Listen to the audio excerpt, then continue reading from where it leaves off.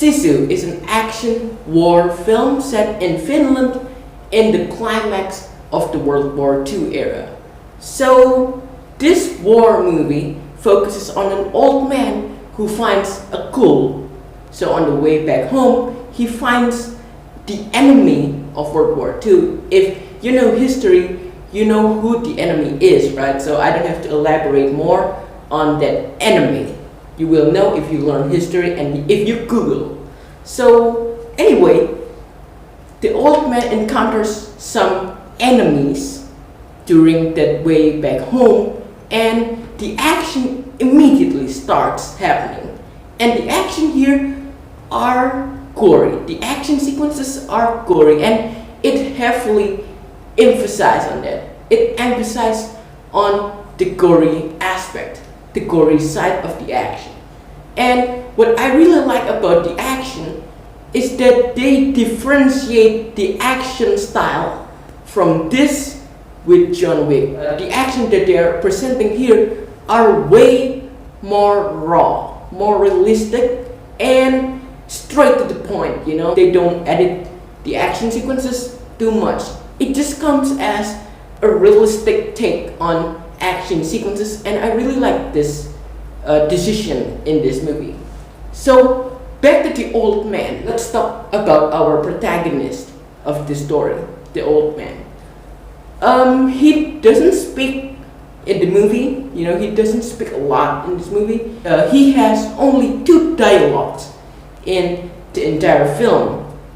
At first, I don't know how this is gonna work, but seeing his action, you know, he's a quiet man who happens to know a lot for martial arts. You know, he can fight, he can destroy these enemies. I think this approach works better, you know. A silent person who happens to be a martial artist. He knows a lot of things about, you know, action. He knows a lot of things about martial arts. And this really creates a fear factor around this character, and it works very well. At first, I didn't like the approach, you know, he doesn't talk a lot. And with that, you have a lack of backstory surrounding this character. With that, you don't have a lot to elaborate to the character.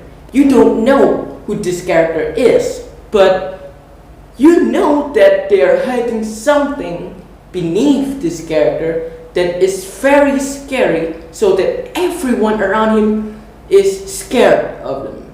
And it really works very well on second thought. So yes, the protagonist works very well.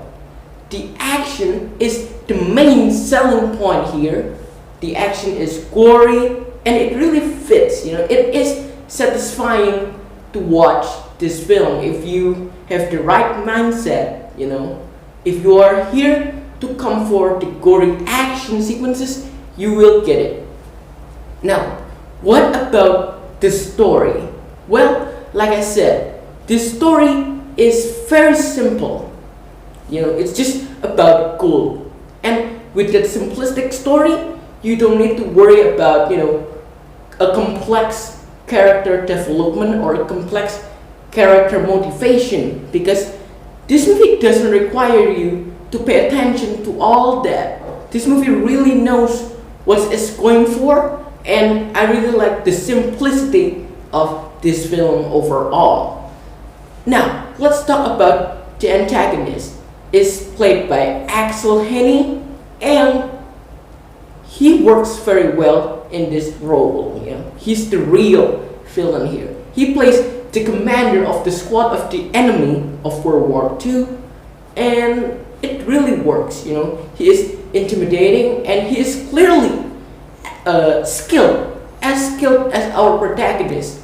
And the fight they have in the end of the film was super satisfying to watch. You know, at the last moment, you almost worry that this character, the main character, would not survive. However, in the last moment of this fight scene, this character, the villain of the story, is defeated so quickly, and it really makes you think twice. He is the commander of this squad, this military squad. He is clearly skilled. The movie is built up around that very quickly, and you really believe that. But right at the ending moment, he was too quickly defeated. He's too easy. It's like the final boss of this movie is like the easiest boss in the entire video game. If you compare this film to a video game, this final boss is on the easiest difficulty, and it doesn't make sense to me a lot. But overall, the entire final fight is good, but the final moments are not good.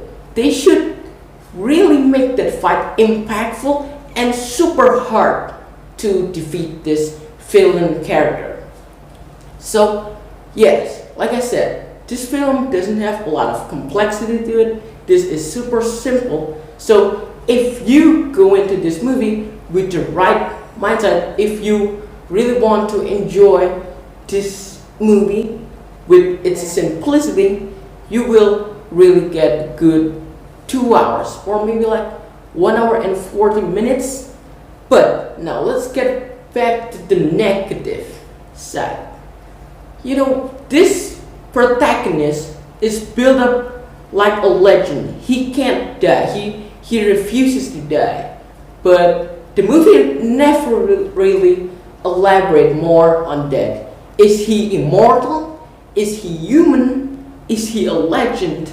Or is he something entirely else? Something really different? This movie is not elaborating you that information, because like I said before, the character here, the main character, he doesn't speak, so you don't have a lot to know about the backstory of the main character.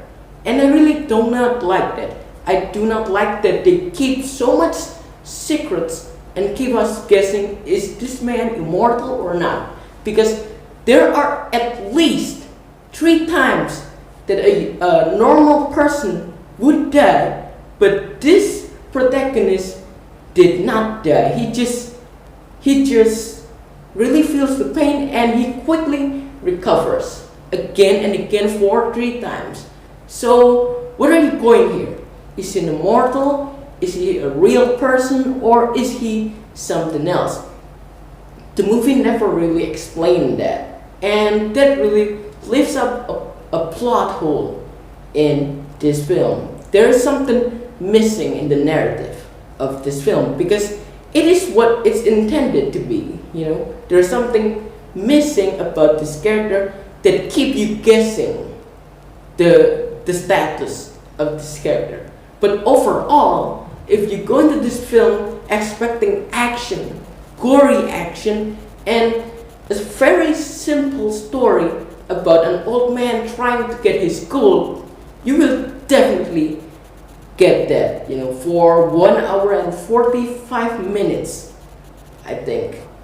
But there is another surprising aspect. I checked on Google. This movie was only made for $6.5 million. That is a modest budget for a movie like this. But in the end, the result is really mind-blowing. The production design is great. The cast performances are really solid here. And yeah, this movie is surprisingly great for the budget, And I think more movies should do this. With a little budget, show me what you can do. Show me your range of what you can do with this little budget. Because this movie clearly proves that little budget can still make a pretty good film. So yes, if you go into this movie open-minded, you know what you're going for: the action, the gore, and a simple story. You will get this for 1 hour and 40 minutes. And for that, I will give this movie a 7.5 out of 10. Guys, if you have seen Sisu, comment in the comment section what do you think about this film. Is it great? Does it surprise you? Anything. Comment me down below and see you on the next video.